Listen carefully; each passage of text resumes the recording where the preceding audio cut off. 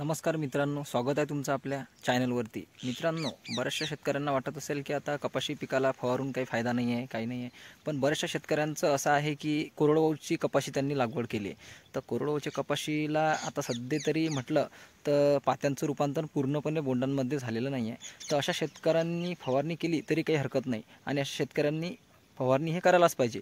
तर शेतकरी मित्रांनो, आपण आता पाहू शकता, आपण एका शेतकरी मित्राच्या शेतात आलोय। त्याच्या शेतामध्ये सध्या अशा कंडिशनमध्ये कापूस पीक आहे की त्याला फवारणी करणं हे गरजेचं आहे। तर आपण पाहू शकता, तर मित्रांनो आपण पाहू शकता की कपाशीचे जे पानं आहे ते साईडने कुठेतरी पिवळे पडलेले आपल्याला पाहायला दिसत आहे। आणि पानं जे आहे ते पानाची कतरण पण खूप जास्त प्रमाणात झालेली दिसत आहे। तर शेतकरी मित्रांनो, याच्यावरती नेमकं काय अटॅक झाला आहे ते पाहू शकता आपण। याच्यामध्ये आपल्याला पांढरी माशी पण दिसत आहे आणि हिरवा तुडतुडा पण दिसत आहे, तुम्ही व्हिडिओमध्ये पाहू शकता। तर मित्रांनो, हा जो हिरवा तुडतुडा आणि पांढरी माशी आपल्याला पाहायला दिसत आहे, तर हे सध्या जर ज्यांची कपाशी मागची आहे किंवा कोरडवाहूची लागवड केलेली आहे त्या शेतकऱ्यांच्या शेतामध्ये आपल्याला सर्वांच्याच हे पाहायला दिसू शकते। तर शेतकरी मित्रांनो, याच्यासाठी नेमकं आपण पांढरी माशी आणि हिरवा तुडतुड्यासाठी काय फवारायला पाहिजे, कोणतं औषध आपण फवारणीमध्ये घ्यायला पाहिजे।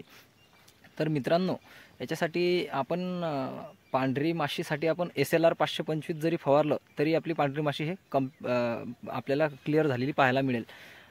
आणि हिरवा तुडतुड्यासाठी आपल्याला इंडोफिलचं सॅफर, ज्यामध्ये डायनोटोफ्युरॉन हा घटक आहे, ते आपण डायनोटोफ्युरॉन घटक असलेलं कोणतंही कीटकनाशक आपण घेऊ शकतो। तर आपल्याला सॅफर हे 25 ग्रॅम प्रतिपंप घ्यायचं आहे हिरवी माशी कंट्रोल करण्यासाठी। आणि पांढरी माशीसाठी SLR 525 ज्याच्यामध्ये पायरिप्रॉक्झोफेन आणि डायफेनथिरॉन हे 2 घटक पाहायला मिळतात। हे आपल्याला घ्यायचं आहे 40 मिली प्रति 15 लिटर फवारणी पंपसाठी।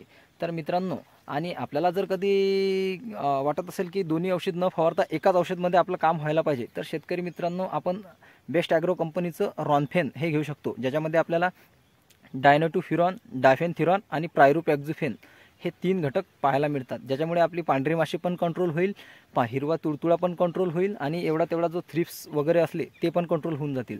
तर आपला खर्च हा कमी होईल। तर त्यासाठी आपण बेस्ट ॲग्रो कंपनीचं रॉनफेन हे घेतलं तरी चालेल।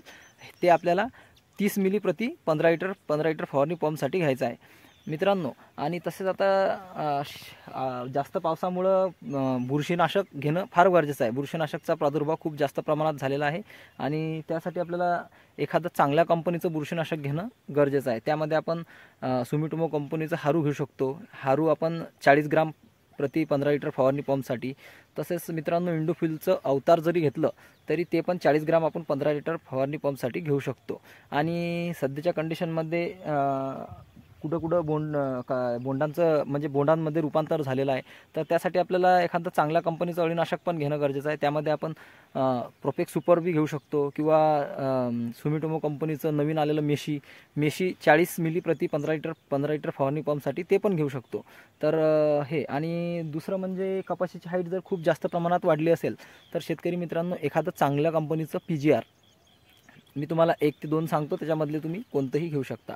शेतकरी मित्रांनो, आपण सुमिटोमो कंपनीचं ताबुली हे 5 मिली प्रति 15 लिटर फवारणी पंपसाठी हे घेऊ शकता, किंवा बायरचं प्लॉनोफिक्स हे फक्त 4 मिली घ्यायचं आहे, 4 मिली प्रति 15 लिटर फवारणी पंपसाठी ते घेऊ शकता।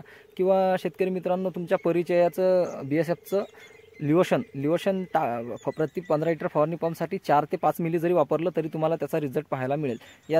यापैकी कोणतंही एक PGR तुम्ही वापरू शकता।